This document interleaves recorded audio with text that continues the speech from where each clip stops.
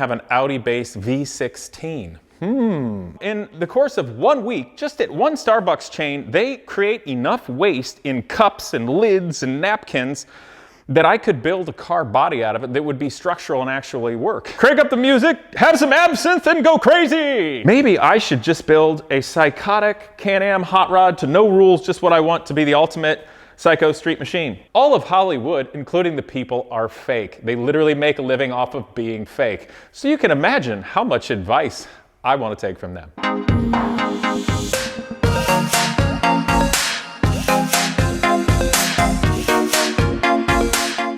What's up, people? Well, today I've got a new chassis that I want to show you, and there's one of 4 good choices to do with it, one of which includes selling it because maybe I don't have time.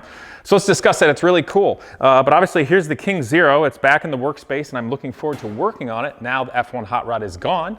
And of course I was really happy to finally get the Formula B I always wanted, which is effectively just what a Formula 1 car was in 1964. So that's kind of fun. I got it apart doing a little polishing. But so kind of a normal day, and one of the students at Genius Garage is working on the windshield and doing finishing details of the like, and so pretty exciting.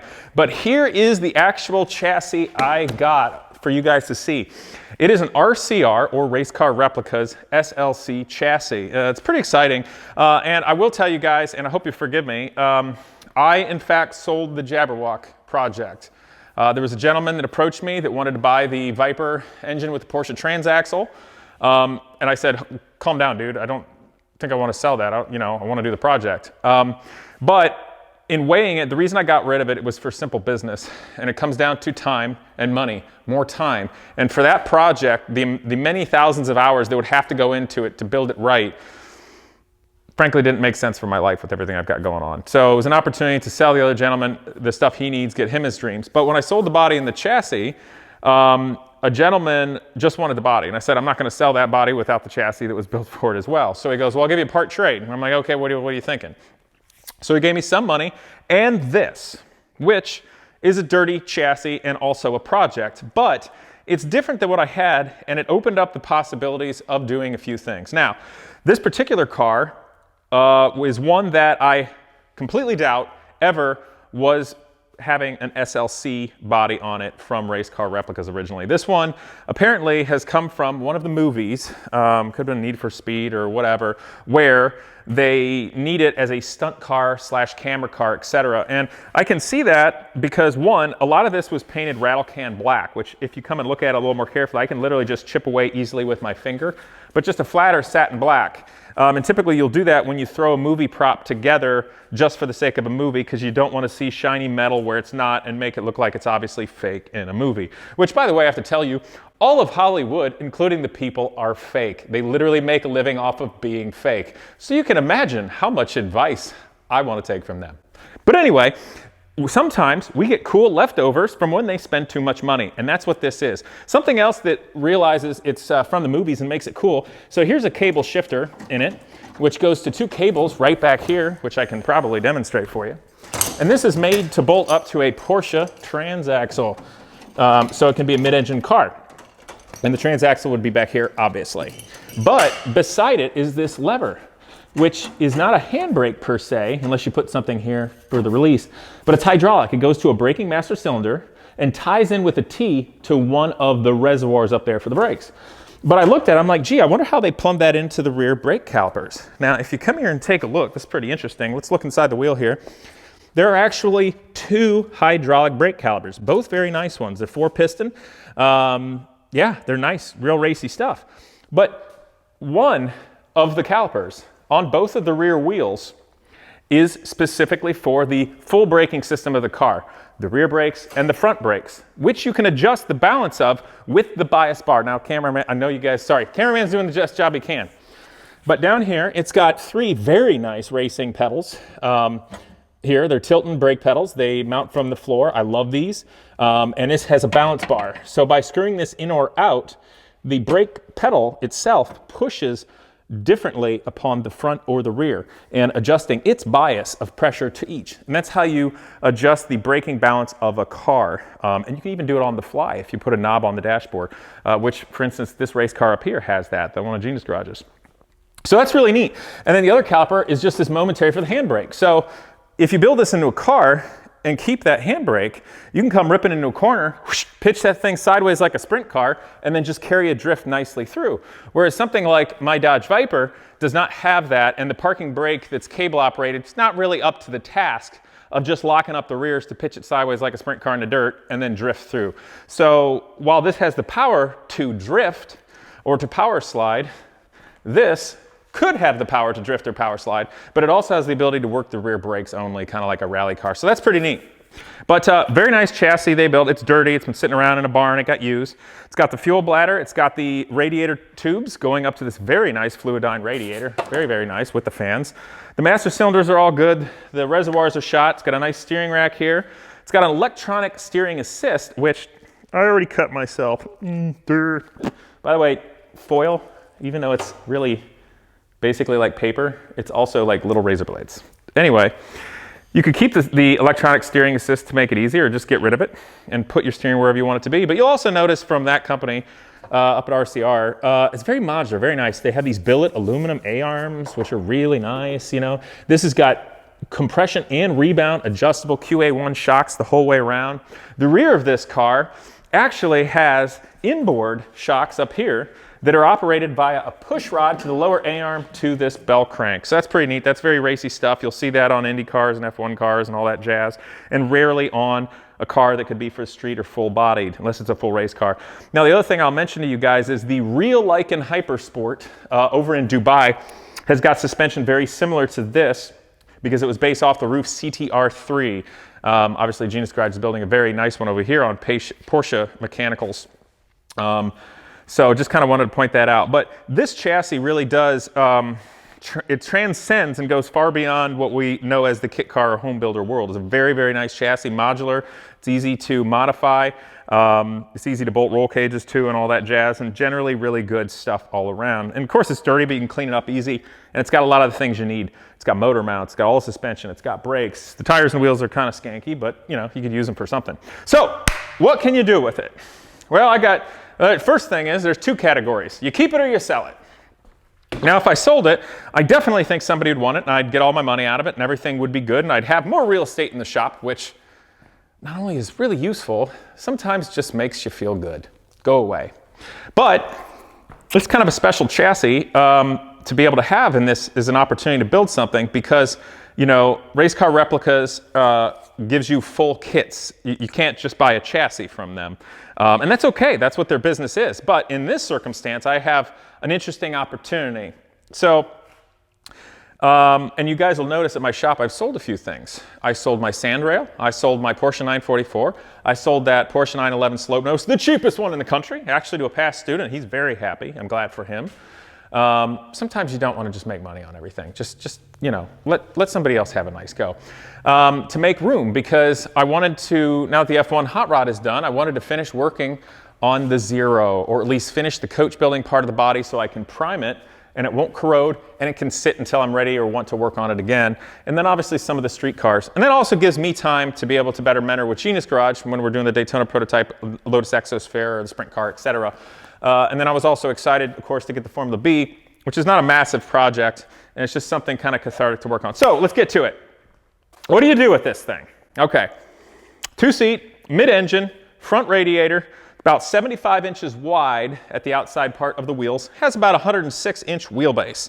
Now, the first thing I thought of doing was just build a crazy hot rod, you know, because it's cool to build something that's a replica of something that was already famous in the past, but come on over here, camera person.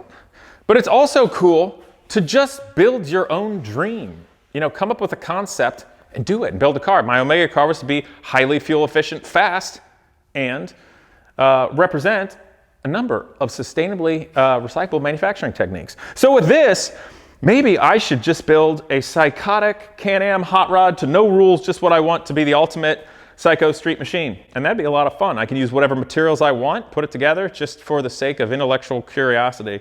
And I think this car would be excellent for that and a lot of fun. That would also be easy and very cathartic because there's no rules. So it's like giving an artist a canvas and a bunch of paints or clay and just say, crank up the music, have some absinthe and go crazy. Yes. Which I would do with this car, but not drive with the car with the absinthe, of course. But anyway, so idea number 2. And this one's fun because I get to call out a global company for being full of crap. So you all have probably been to a Starbucks or at least seen one in the past. You can get coffee and nice little expensive dessert type things. And instead of small, medium, and large, they have funny names to sound more special. And they're a company that seems to be very progressive and they want to be socially responsible. However, if you look at the company, most of what they actually produce at the end is just garbage. Literally, garbage and waste. You ever gone to one of those places? Just throwing away cups. Like, if you want to sit there and have a coffee or a cappuccino, no, they're not going to give you one that they can wash. Here's a bunch of trash that you can then throw away in a landfill. And I tell you what, that kind of wears on me as a person that understands the value of a dollar and how expensive it is to make materials and do stuff with. So my other idea was to clean this thing up and use it as a basis because the aluminum this is built out is highly recyclable. The wheels, the uprights, the A-arms, the bell cranks, the entire chassis, it's all aluminum. It's like a recyclable pop can. So what if I looked at Starbucks and said, oh, well, in the course of 1 week, just at one Starbucks chain, they create enough waste in cups and lids and napkins that I could build a car body out of it that would be structural and actually work. And maybe it would be cool to take things that are out of a junkyard. For instance, Teslas. They're so easy to write off of insurance because they're too expensive to fix. Maybe I make it electric. Maybe I do that. Maybe I do something else. But I think it would be really cool to go along with one man's trash, or shall we say, how do I say this to be nice? I'll use the word hipster. One progressive hipster's trash to look important while they're writing a screenplay that'll never happen at a Starbucks is one smart car guy's treasure. Wouldn't that be cool? Make a supercar that's faster than a new Lamborghini, but do it out of garbage from a company that's supposedly progressive. That could be fun, but you know, I don't want to do that unless it means something to me personally because, you know, there's better things to do in life than fight idiots.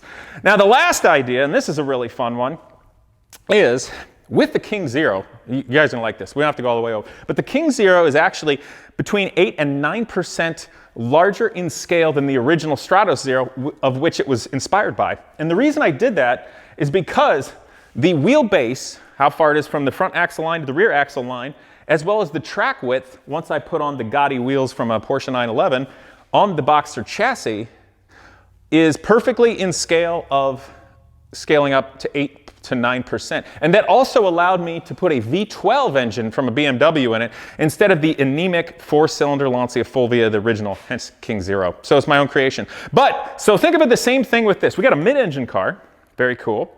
And the transaxles, the transmissions that are readily available to do cool builds like this with nowadays are Porsche, or I think they're called Granzino or Granziano 6-speed transaxles that are in an Audi R8 or a Lamborghini Gallardo. Those transaxles have a prop shaft so you can run all-wheel drive to the front, but if you don't run the front-wheel drive, you can just use it as a rear-engine transaxle. And those transaxles bolt to Lamborghini V10s, they bolt to Audi V10s, as well as Audi V8s, like what's in the Audi R8 V8. And that same bolt pattern for the bell housing is used in other Audi V8s. And those Audi V8s, a number of them, well, every engine has an output flange on the back. And it's a flange about this big with a bunch of super strong bolts that go in it. You put your flywheel and your clutch, and that's where the power comes out. And usually on the front of a motor, you just got a little shaft with maybe a Woodruff key, so you can put a pulley on it and drive your ancillaries, like power steering or your alternator, your electric juice generator, that kind of crap. But Audi, some of the V8s have an output flange on the front that's really strong, which means it would be not easy, but it would be very doable to intelligently and perfectly couple two Audi V8s together. Right at the cranks, select the timing you want from the firing order of the front to the rear, and then bolt both blocks together in such a good way that you will then have an Audi-based V16. Now we're talking. Well, there was a car that was mid-engined in the late 1930s that was an Auto Union, which is the company that later became Audi. And it had a V16 Grand Prix engine in it. And that was a full-bodied center seat car that is known as Rekordwagen, which is record car, of course, in German. And that was a Silver Arrows car, which was fighting against Mercedes. Now, we'll just mention that both of those car companies and their efforts were sponsored by a very unpleasant political party. So let's move beyond that and just consider the good engineering of the German people at the time and what that was, so they could showcase their Autobahn, the high-speed, unbelievable highway that exists in Germany that I got to drive on in the Lamborghini. Really incredible place. But in the 1930s, they were using their Recordwagens or their streamlined cars to showcase that. So where I'm going with it is, trouble is V16 won't fit in this area. It just won't. But if I do the math on scale, and I run different wheels, taller and skinnier, inset them slightly, and then look at the measurements, and I do some cross multiplication so that the width will match to the original, then that means the frame would need to, or the wheelbase would need to be longer. And depending on how you do it or how much you scale it up to 22 inches longer. And if you want to come and look here, and here is where the entire rear frame area of this car comes to the front. If that was cut off and extended and then triangulated more for the area, you could easily add the room you need back here to have a V16 engine built from 2 Audi V8s, mated without an adapter, mind you, to the Granziano 6-speed transaxle that was in the Audis and the Lamborghini Gallardo, which I'm told can take up to 1,000 horsepower. Now, those 2 Audi V8s, even stock, would be making somewhere around 800 horsepower. Now, that's interesting because the car would be just as streamlined as the original car from the 1930s. You'd have safer and better tires and such. But the original car from the 1930s, if I'm not mistaken, made about 500 horsepower. And it was still capable of doing 270 miles per hour. And this one, just with the 2 stock Audi V8s nowadays bolted together, would be making 800 plus horsepower. So more, and just as streamlined. So you guys can see where it's going with that. Now, it's a bigger car, which you do with an aluminum body. You'd have to beat it out coach building, and which would be different from the King Zero. The steel has some positives and negatives in working with it. It's harder, it's heavier, it's nastier. And the thing about the King Zero that I learned, I thought this would be an easy coach building project because the curves are very subtle. Turned out it was very hard because of that reason. So if I get myself better at aluminum welding and get into that, then I could build the Recordwagen body. So it would be pretty amazing to build a so-called street legal hot rod that is an Audi-based modern continuation of the Rosenmeyer's Auto Union Type C Recordwagen. And I think that's properly bat crazy. And the V16 back then had zoomy headers, which each pipe just came off that far. And I got to tell you, when I think of how to build it, what we could do, I was talking with Mike Meyer at Legacy Autosport about it and building it. It would work, and it would be awesome, and it would be center seat, so you'd have to change this chassis a bit. You'd end up adding tubes up here for torsional rigidity because you have to get rid of the middle. But it would work. And I just really like the idea because the original Recordwagen, the guy's head just poked out of it. It had a little windscreen like a 1930s racing airplane and a head fairing. And can you imagine what that would be like with zoomy headers, especially at dusk at night, probably blowing blue flames right out of it while you go? And having a 1,000 horsepower 1930s Streamliner that you can drive it around, that's a heck of a lot better than just being some douchebag in an Aventador revving his engine to the rev limiter at Cars and Coffee, isn't it? Yeah, so that's what I'm thinking. Let's be creative, or let's be realistic because I have no time in life anymore, and sell it.